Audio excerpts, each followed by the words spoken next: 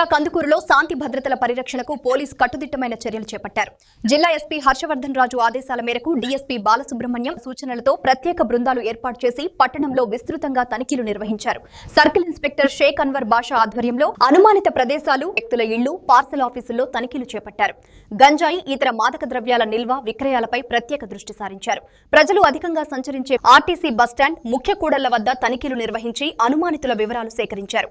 Finger print identification ద్వారా వారి వివరాలను పరిశీలించారు.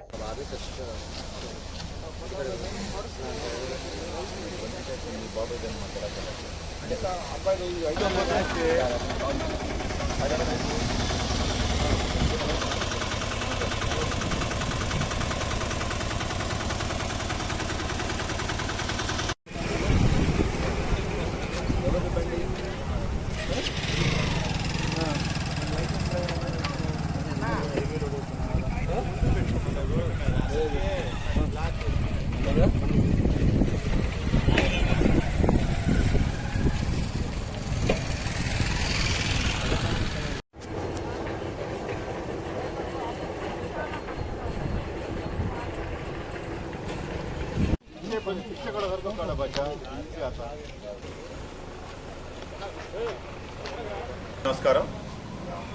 ఈరోజు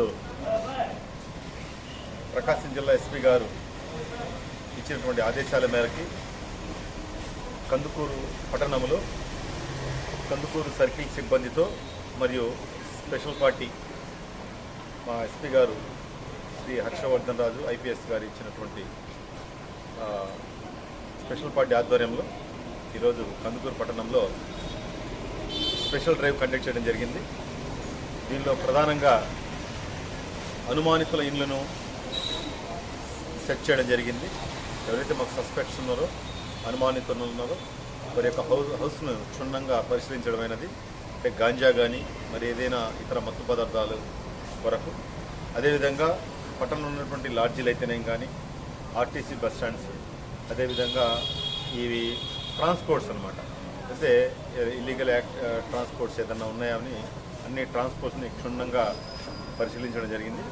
ఈ పరిశీలన సుమారు మా కందుకూరు డిఎస్పీ గారి ఆధ్వర్యంలో Kandukur town, rural, Ulavapadu police station సిబ్బంది, అదేవిధంగా సంబంధిత స్టేషన్ ఎస్ఐలు ఆధ్వర్యంలో 3 టీములుగా ఏర్పాటు చేసి ఈ చెకింగ్ను చేయడం జరిగింది.